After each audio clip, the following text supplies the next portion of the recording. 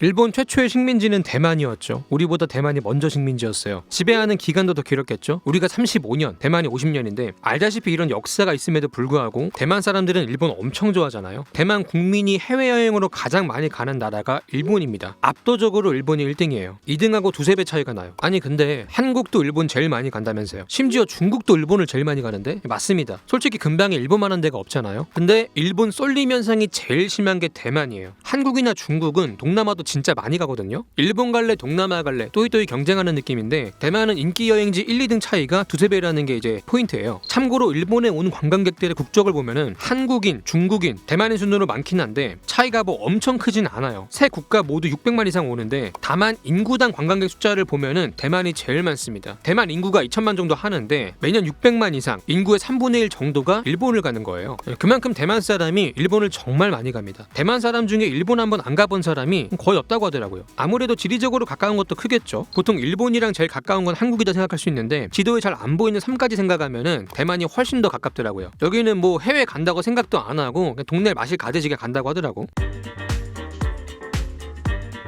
대만이 진짜 신기한 게 식민 지배의 잔재에 대한 거부감이 거의 없습니다. 몇 가지 사례를 조금 볼게요. 보통 일본은 식민지에 총독부를 두고 이거를 식민통치의 사령탑으로 썼거든요. 우리도 조선 총독부가 있었죠. 총독부 건물도 있었고. 근데 우리 한국이 이 건물 어떻게 했습니까? 김영삼 정부 때 폭파시켰어요. 일제의 잔재를 청산한다 해가지고. 마찬가지로 대만도 대만 총독부 건물이 있었습니다. 아니 있습니다. 아직도 지금도 있는 상태예요. 그럼 이 건물을 지금 뭘로 쓰고 있냐? 대만 총통부 건물로 쓰고 있습니다. 총통이 한국으로 치면 대통령인데 거의 뭐 청와대 건물로 쓰고 있다는 거죠. 일본 식민지의 잔재를 대표하는 건물 안에 대통령이 들어가 있다고요. 진짜 우리랑 너무 다르지 않습니까? 그리고 한국에서 서대문 형무소 가보면은 일본 순사들이 악행을 전시해 놓은 게 있잖아요. 종로에 가면은 또 소녀상이 있고 보시면 우리의 역사 문화재는 일제시대를 고발하는 성격이 조금 있어요. 근데 대만이 진짜 신기한 게 일본인을 기리는 동상이 있습니다. 하타 요이치란 사람의 동상인데 이 사람이 일제 때 댐 만든 사람이거든요. 인프라 깔아줘서 고맙다고 동상을 세운 겁니다. 대만 총통들도 가가지고 막 헌화 같은 거 하고 그래요. 더더욱 충격적인 것은 국가 원수인 총통이 직접 일본에 가서 야스쿠니 신사참배를 한 적도 있어요. 이거 고이즈미 아베가 해도 중국인을 한국에서 난리를 치는 행동인데 대만에서는 총통이 직접 가서 이걸 합니다. 모든 총통이 다 이렇게 하는 건 아니고 90년대에 집권한 리덩 후이라고 하는 총통이 이렇게 했는데 이 신사의 A급 전범들의 위패가 합사가 돼 있어가지고 신사참배는 전범의 옹호라는 비판을 받고 있잖아요. 근데 2차 대전 한창 때 일본이 한국이나 대만 같은 식민지에서 징집을 많이 해갔는데 이때 리덩 후이의 형도 징집이 됐다가 전사를 하게 돼요. 나중에 그 위패가 야스쿠니 신사에 합사가 되면서 자기 형도 추모할 겸 정치적인 메시지도 던질 겸 참배를 했던 거예요. 한국에선 상상도 못할 일이죠. 대통령이 일본 가서 신사 참배를 한다? 임기를 온전히 마칠 수 있을까? 그 전에 인천공항에 들어올 수는 있을까? 우리 입장에서는 어떻게 이럴 수 있을까 싶은데 반대로 대만 사람들도 한국인들 이해 못하기는 마찬가지인가 봐요. 오히려 한국인을 보면은 역으로 물어본대요. 왜 이렇게 일본을 싫어하냐고.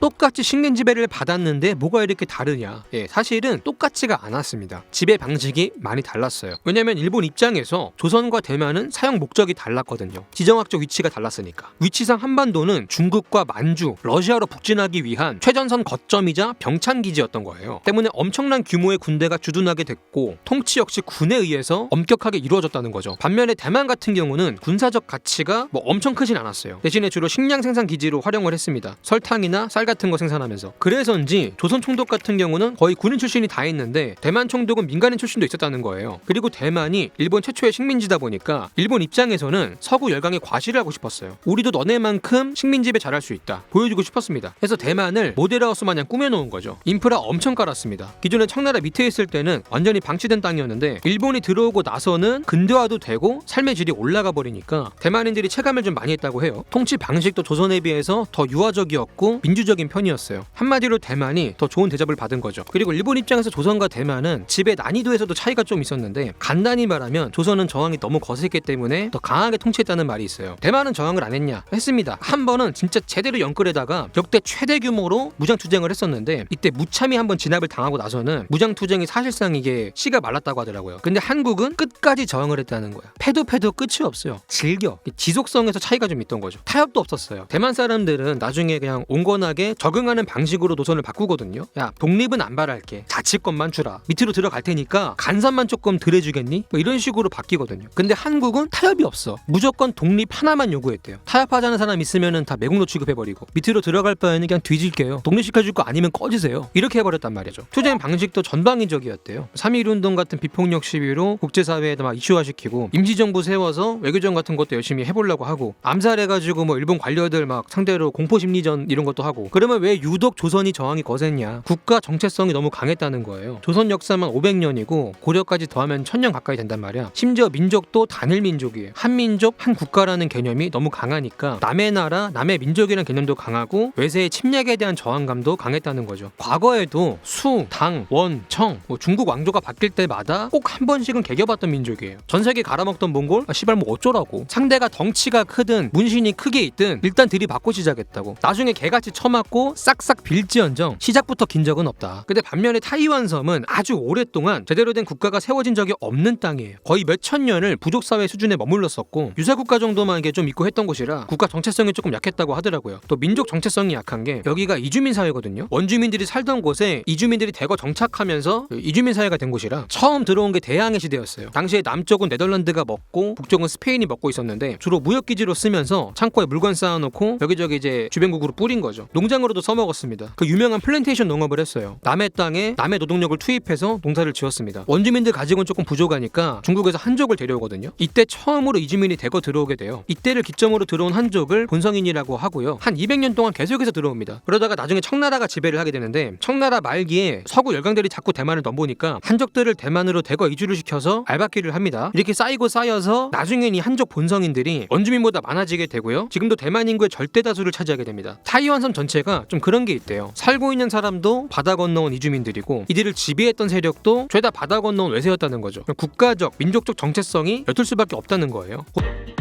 보다시피 조선은 과거에 비해서 일제를 더 힘들어했던 것이고 대만은 청에 방치됐던 과거에 비해서 일제가 더 나빴다고 할 수 없다. 뭐 이런 차이가 좀 있다는 거죠. 추가로 과거뿐만이 아니라 일제 이후에서도 한국과 대만은 차이가 좀 있습니다. 한국은 일제 이후에 어쨌든 염원하던 독립을 이뤄냈고 우리 민족이 우리 손으로 우리 국가를 세워서 이제 열심히 살면 된다. 이런 희망이 있던 상태였는데 대만은 일제 이후에 독립이 되긴 하지만은 이번에도 외세가 들어와서 지배를 해버리거든요. 외세라고 하기도 조금 애매하긴 해요. 똑같이 중국에서 건너온 한족이었으니까. 다만 오래전에 넘어온 한족은 본성인, 일제 이후에 넘어온 한족은 외성인이라고 하는데 이 외성인들은 뒤늦게 들어왔고 심지어 숫자도 소수임에도 불구하고 본성인들을 힘으로 찍어 누르고 지배계층으로 군림하게 됩니다. 어떻게 소수가 다수를 찍어 눌렀냐? 군대를 데리고 들어왔거든. 당시에 중국 대륙이 공산당하고 국민당으로 나눠져가지고 국공내전을 하고 있다가 국민당이 밀려서 대만으로 떠밀려 들어왔잖아요. 근데 당시에 대만은 근대화가 상당히 돼 있었는데 중국 본토는 그렇지 못했다 보니까 본성인과 외성인 간의 문명 수준의 차이가 났던 거예요. 본성인들 입장에서는 국민당 군대를 보니까 못 배워도 한참 못 배워 처먹은 거야. 밖에서 처맞고 온 패잔병이고 거짓골하고 있고 무력이 없는 집단 규율이 없다? 이거는 깡패되기 십상이죠. 실제로 국민당 군대가 민간인들을 엄청 괴롭혔대요. 여자들 막 희롱하고 약탈하고 아무데나 똥오줌 쥐려버리고 심지어는 이 외성인과 국민당의 리더였던 장제스가 집권을 한 다음에 외성인만 챙기고 본성인은 배제시키는 차별 정치를 해요. 소수이자 굴러들어온 돌인 외성인들이 관직을 독점해버립니다. 일본보다 무능한 것들이 들어와서 헤쳐먹기는 더 헤쳐먹는 거야. 제일 큰 문제는 이 국민당은 대만에 정착해서 잘 살아볼 생각이 없었어요. 밖에서 처맞고 잠시 몸을 숨긴 곳일 뿐인 거야.